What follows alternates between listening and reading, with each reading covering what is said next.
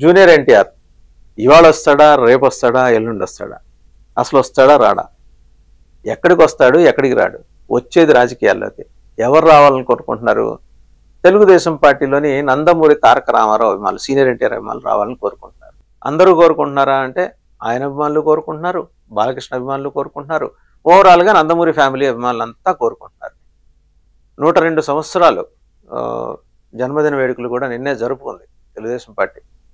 ఇది దైవాంశ సంభూతుడని తెలుగు ప్రజలందరూ ఆరాధించే తెలుగు తెర రాముడు. ఆయన్ని చూసి తెలుగుదేశం ఒక ఆర్టిఫిషియల్ ఇంటెలిజెన్స్ తోటి ఒక క్రియేషన్ చేసి ఆయనే నేరుగా స్వర్గం నుంచి వచ్చి ఆశీర్వదిస్తున్నట్టుగా మహానాడిని 10 కోట్ల మంది తెలుగు ప్రజలను ఆశీర్వదించినట్టుగా చేసిన ఒక విజువల్ ఫీట్ మొత్తానికి మెస్మరైజ్ చేసింది. సో అలాంటి మెస్మరిజం ఈయన దగ్గర ఉంది, జూనియర్ ఎన్టీఆర్ దగ్గర ఉంది.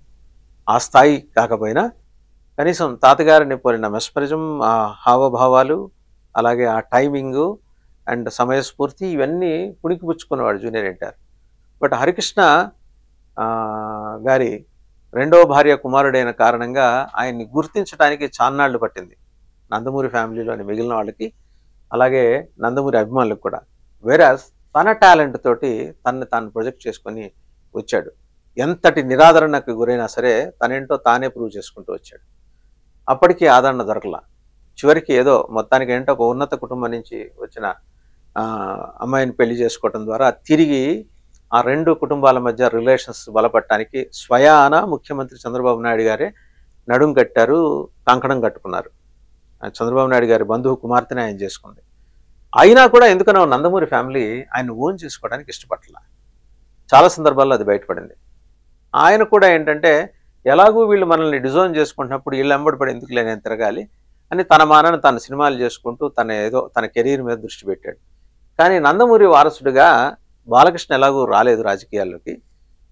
హరికృష్ణ గారి కుమారుడైన తారక్ అయితే రావాల్సిందే అని చెప్పేసి పట్టే తెలుగుదేశం శ్రేణులు ఇవాళకి తెలుగుదేశం పార్టీని చంద్రబాబు నాయుడు గారు కాదు, రామారావు గారు స్థాపించిన పార్టీగానే చూసేవాళ్ళు మరి చాలామంది ఉన్నారు. కాబట్టి సగానికి సగం మందే ఉన్నారు, సగం పైనే ఉన్నారు. కాబట్టి వాళ్ళందరూ ఆశ ఆకాంక్ష ఏంటంటే ఇప్పుడు కాకపోయినా 2029లో అయినా జూనియర్ ఎన్టీఆర్ రాజకీయాల్లోకి రావాలి. రాజకీయాల్లోకి రావాలంటే రాజకీయాల్లో ఆయనకున్న మిత్రులు ఎవరు? వీళ్ళిద్దరే, Kodali Nani, Vallabhaneni Vamsi. Known for their objectionable comments or irrational behaviour. దానికి తగ్గట్టు ఇద్దరు, ఈయన ఇంకా అరెస్ట్ కాలేదు, ఆయన అరెస్ట్ అయ్యి కేసులు ఎదుర్కొంటున్నాడు. కేసులు ఎదుర్కొంటూ మళ్ళీ అరెస్ట్ అవ్వడానికి, ఒకవేళ బెయిల్ మీద వచ్చినా మళ్ళీ అరెస్ట్ కావడానికి కావాల్సిన మొత్తం ప్లాట్ఫామ్ అంతా. ఒక పక్క ఆయన ఆరోగ్యం చాడిపోయింది. కొడాలి నాని యాక్షన్లో అరెస్ట్ చేస్తారో తెలియదు. ఆయన కూడా హెల్త్ బాగోక ముంబైలో శస్త్రచికిత్స చేయించుకున్నాడు. ఇప్పుడు ఏమన్నా జూనియర్ ఎన్టీఆర్కి ఆశ ఏమన్నా ఉంటే వీళ్ళిద్దరే ఏమన్నా రేపొద్దున ఆయన రాజకీయంగా రావాలనుకుంటే సొంతంగా పార్టీ పెట్టడమా, లేకపోతే తెలుగుదేశాన్ని టేక్ ఓవర్ చేయటమా.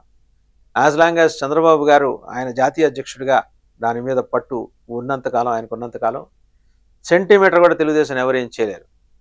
ఈవెన్ అది మహానాడులో తీర్మానం చేసి మరో 2 ఏళ్ళు ఆయన జాతీయ అధ్యక్ష పదవి కట్టబెట్టారు. ఎట్ ది ఏజ్ ఆఫ్ 75 కూడా ఆయన ఎక్కడ తొణకలేదు, బెణకలేదు. మాట్లాడేప్పుడు ఆ స్పష్టత కానీ, ఆ క్లారిటీ కానీ ఆయన మాట్లాడేప్పుడు మొత్తం చూడొచ్చు.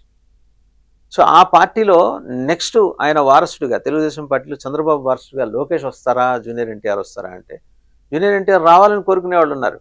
బట్ తన తండ్రి 40 ఏళ్ల పాటు పార్టీకి అందించిన సేవల దరిమిలా తన తండ్రి తర్వాత వారసత్వం తనకే దక్కాలని లోకేష్ భావిస్తున్నారని భావించేవాళ్ళు ఉన్నారు. సో ఇంతకీ దాన్ని లోకేష్ ప్రస్తావన చేశారా, జూనియర్ ఎన్టీఆర్ ప్రస్తావన చేశారంటే వాళ్ళిద్దరూ చేయరు. వాళ్ళ అభిమాన సంఘాలు, వాళ్ళ వెనకాల లక్షల సంఖ్యలో ఉన్న క్యాడర్సు గొంతెత్తి అరుస్తుంటారు. జూనియర్ ఎన్టీఆర్ మా ఆశాదీపాన్ని నువ్వే, తెలుగుదేశాన్ని రేపొద్దున బతికించేది నువ్వే, లోకేష్ కాదని. లోకేష్ ఏంటంటే పరిణితి చెందిన రాజకీయాన్ని ఆయన చేయటం మొదలెట్టారు. కాబట్టి ఎక్కడా బ్యాలెన్స్ తప్పకుండా తనకు తానుగా తనని ప్రూవ్ చేసుకునే ఒక వ్యవస్థ ఆయన నడుపుతున్నారు. కాబట్టి ఆయన మరి జూనియర్ ఎన్టీఆర్ ప్రవేశాన్ని ఆయన అంగీకరించరు. బయటికి ఎవరు చెప్పరు, మేము ఆయన వస్తే స్వాగతిస్తామని అంటారు. బట్ రేపొద్దున వర్గ పోరాటం మొదలవుతుంది. ఎందుకంటే నందమూరి వర్సెస్ నారా అనే పోరాటం మొదలవుతుంది. అది తెలుగుదేశం పార్టీని, పార్టీ పుట్టినప్పటి నుంచి దాంతో అసోసియేట్ అయి ఉన్న వాళ్ళు అప్పట్లో యువకులు, ఇప్పుడు వృద్ధులు దాన్ని అంగీకరించలేకపోతున్నారు, జీర్ణించుకోలేకపోతున్నారు. తెలుగుదేశం పార్టీకి ఈ మధ్యకాలంలో క్రైసిస్ వచ్చింది. సరే వీళ్ళిద్దరూ వదిలేయండి, కొడాలి నాని, వల్లభనేని వంశీ రేపొద్దున కేసుల నుంచి బయటపడి పరిపూర్ణ ఆరోగ్యంతో వెనక్కి తిరిగి వచ్చి 2029 నాటికి అప్పటికీ జూనియర్ ఎన్టీఆర్కి రాజకీయాల్లోకి రావాలని ఒక ఆకాంక్ష ఉండి సొంత పార్టీ పెట్టాలనుకున్నా, లేకపోతే హరికృష్ణ గారు పెట్టిన పార్టీని పునరుద్ధరించాలనుకున్నా ఆయన వెంబడి నిలిచేది వీళ్ళే. ఇంకంతకు మించి ఆయనకు సోర్సు లేదు, రిసోర్సు లేదు. సో ఈ లోపల బిల్డ్ చేసుకోవాలి. ఆయన పవన్ కళ్యాణ్ మాదిరి తనకంటూ ఒక సొంత వ్యవస్థని నిర్మించుకోవాలి. పవన్ కళ్యాణ్ స్ట్రగుల్ ఇవాళది కాదు కదా, డిప్యూటీ చీఫ్ మినిస్టర్ ఆయన ఇవాళ మనకు కనిపిస్తున్నారు. దాని వెనకాల ఉన్న 20 ఏళ్ల స్ట్రగుల్ మనం ఇక్కడ గమనించాలి. అలాంటి స్ట్రగుల్ ఈయన ఇప్పుడు మొదలెడితే ఇంకో 20 ఏళ్ళకి కానీ ఆయన అందుకోలేరు. అండ్ అన్నింటికి మించి పొలిటికల్ వ్యాక్యూమ్ ఉండాలి. రాష్ట్రంలో పొలిటికల్ వ్యాక్యూమ్ ఉందా? లేదు.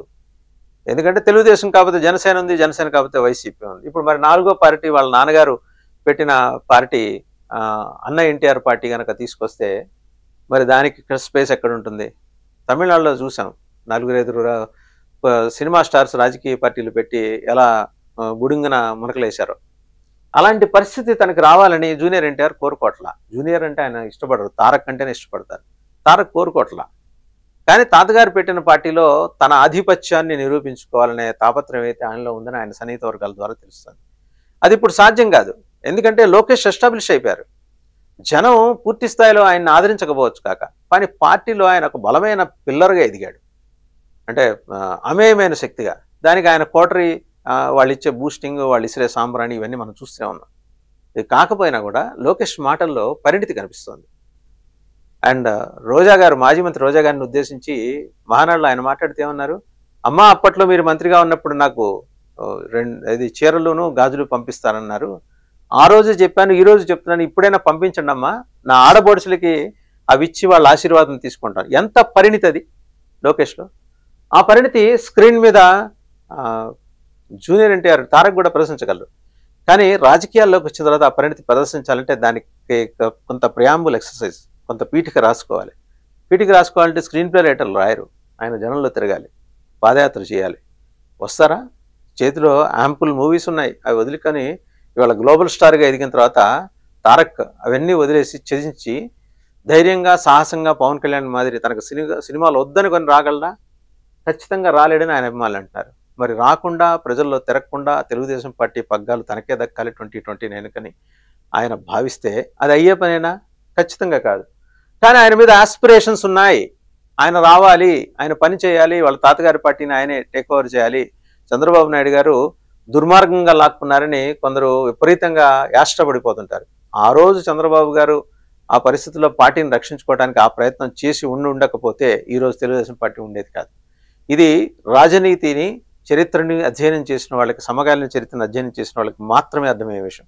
ఓకే, ఆ రోజుకి చంద్రబాబు నాయుడు గారు వెన్నుపోటు దారుడుగానే కనిపించవచ్చు. ఈరోజు తెలుగుదేశం పార్టీ ఇంత పరిపుష్టంగా ఉన్నది అంటే 9 ఏళ్ళు అధికారంలో లేకపోయినా ఉమ్మడి ఆంధ్రప్రదేశ్లో ఆయన పార్టీ క్యాడర్స్ని కడుపులో పెట్టుకొని రక్షించుకున్నారు.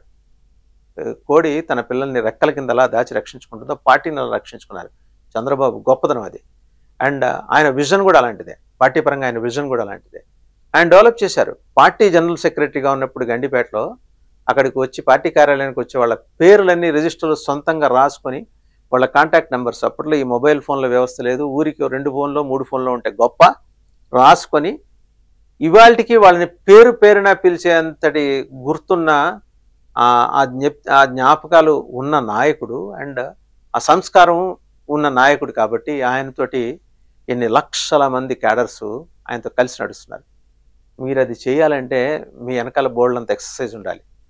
తారక్ లేదా జూనియర్ ఎన్టీఆర్, మీరు కొడాలి నాన్ని, వల్లభనేని వంశిని వేసుకొని 2 గుడ్డి గుర్రాలను వేసుకొని మీరు వ్యవసాయం చేస్తే, అదే మీరు వేరే రాజ్యం మీద దండెత్తుతా ఉంటే మీకు సహకరించే వాళ్ళు ఎవరు?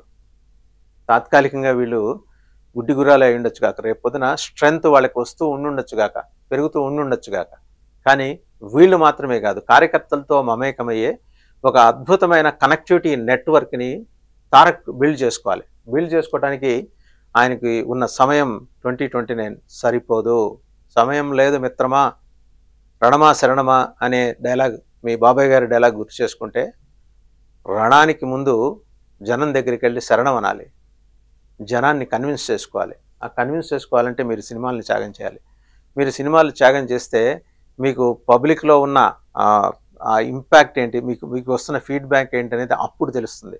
అలా త్యాగం చేయగలిగి జనంలోకి నేరుగా వెళ్ళి విజయమైనా ఓటమైనా, గెలుపైనా ఓటమైనా రెండింటినీ సమానంగా స్వీకరించే ఒక స్థితప్రజ్ఞతని తనకు తాను అట్రిబ్యూట్ చేసుకున్న పవన్ కళ్యాణ్ మీకు ఆదర్శవంతమైన నాడే మీరు అది చేసి చూపించగలరు. ఓడినాడు ఆయన చెలించలా, గెలిచినాడు ఆయనేమి ఆకాశంలో నడవలా పవన్ కళ్యాణ్. మీరు ఆ స్టేజ్ అటైన్ చేసిన తర్వాత లేదా అటైన్ చేసుకోవడానికి ఇప్పటి నుంచి కార్యాచరణ బిగించేస్తే కానీ తారక్ 2029కి ఇఫ్ ఎట్ ఆల్ ఆయనకు ఆలోచన ఉంటే రాజకీయాల్లోకి 2029లోకి రావడానికి అవకాశం ఉండదు. బట్ అప్పటికైనా పొలిటికల్ వ్యాక్యూమ్ లేదు, మీరు you have to align with Pawan Kalyan or you have to align with BJP. వాళ్ళిద్దరు ఎవరో ఒకళ్ళతోటి మీరు జట్టు కట్టాల్సింది ఒకవేళ పార్టీ పెట్టుకున్నా.